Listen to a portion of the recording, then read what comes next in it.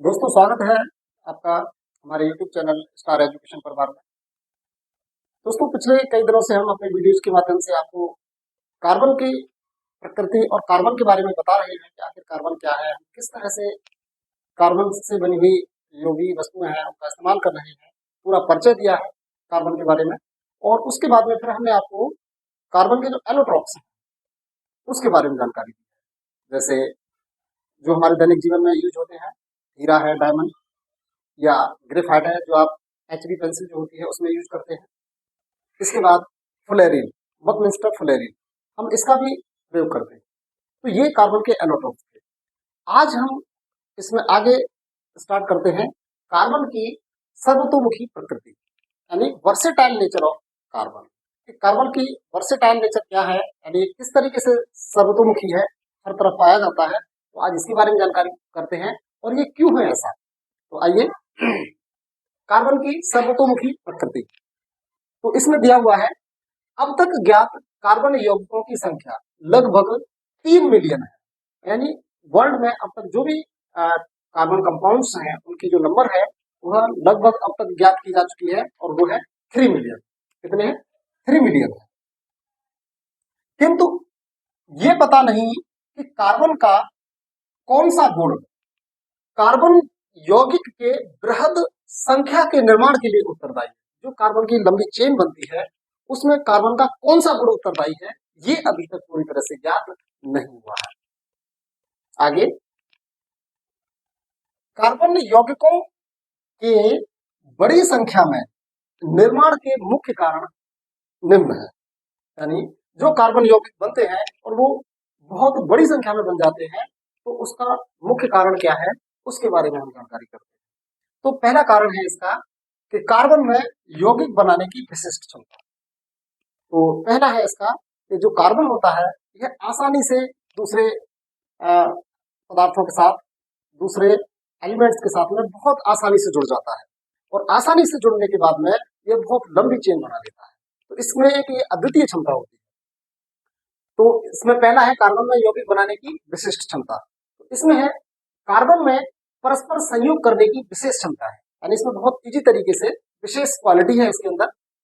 इसके यानी कार्बन के दो परमाणु आपस में संयोग करके, यानी दो परमाणु कोई से भी हम आपस में संयोग कर लेते हैं और एकल बंध या तो सिंगल बॉन्ड बनाएंगे, या भी डबल बॉन्ड बनाएंगे, या वो ट्रिपल बॉन्ड बनाएंगे। एकल बंध, द्विआबंध और त्रिआबंध बनाते हैं। जैसे यहाँ नोट किया गया है, ये सिंगल बॉन्ड है, इस पर इधर भी कार्बन जुड़ सकते हैं, या अदर कोई भी एटम्स, मॉलिक्यूल एटम्स है वो जुड़ सकता है। ऐसे सेम यहाँ पर ये डबल बॉन्ड बनाता है और यहाँ पर ये ट्रिपल बॉन्ड बनाता है। यहाँ कोई भी हाइड्रोजन भी जुड़ सकता है, अदर कोई भी जुड़ सकता है।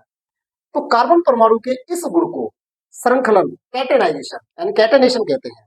यानी जिस तरीके से यह श्रृंखलाओं को बनाता है, यहाँ ट्रिपल बॉन्ड से, यहाँ डबल बॉन्ड से और यहाँ सिंगल बॉन्ड से, तो इसको हम कहते हैं श्रृंखलन या कैटेनेशन, इसको हम कहते हैं। इनमें यह गुण सबसे अधिक पाया जाता है, यानी कार्बन में सबसे अधिक गुण पाया जाता है कि श्रृंखला बनाता है, चेन बनाता है। ये श्रृंखलाएं दो प्रकार की होती है। जो कार्बन जो श्रृंखलाओं को बना रहा है वो 2 टाइप्स की होती है। पहली होती है खुली श्रृंखला, ओपन चेन। सबसे पहले होती है खुली ओपन चेन होती है, और दूसरी होती है बंद श्रृंखला, क्लोज चेन इसको कहते हैं। इसमें होता है अब तक 60 कार्बन परमाणु तक की खुली श्रृंखला वाले, यानी अब तक की बात कहा जा रहा है यहाँ पे 60 कार्बन परमाणु तक की जो भी खुली श्रृंखला वाले, तथा 30 कार्बन परमाणु तक की बंद श्रृंखला वाले कंपाउंड्स अब तक ज्ञात हो चुके हैं। अब इसमें क्या होता है, देखिए जैसे 60 कार्बन एटम है, तो हमने लास्ट वीडियो में आपको बताया था कार्बन 60 जो होता है वो फ्लोरीन का होता है।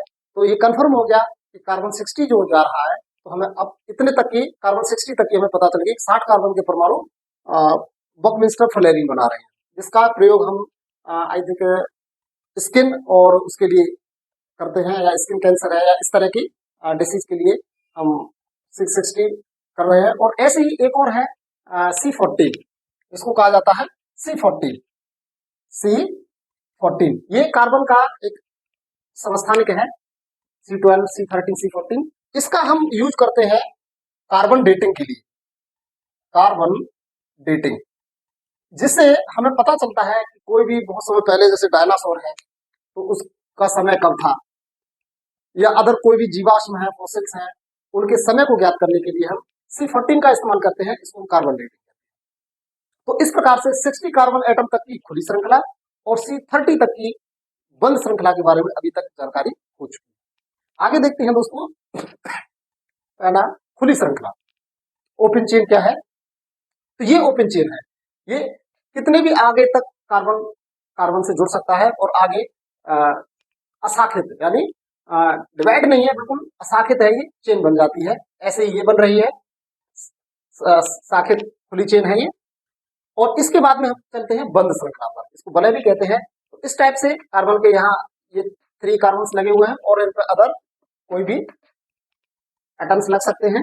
ऐसे इसमें है ये बंद श्रृंखला है और इसमें षटकोणीय ये बंद श्रृंखला है। तो इस प्रकार से 2 प्रकार की खुली और बंद श्रृंखला कार्बन की पाई जाती है।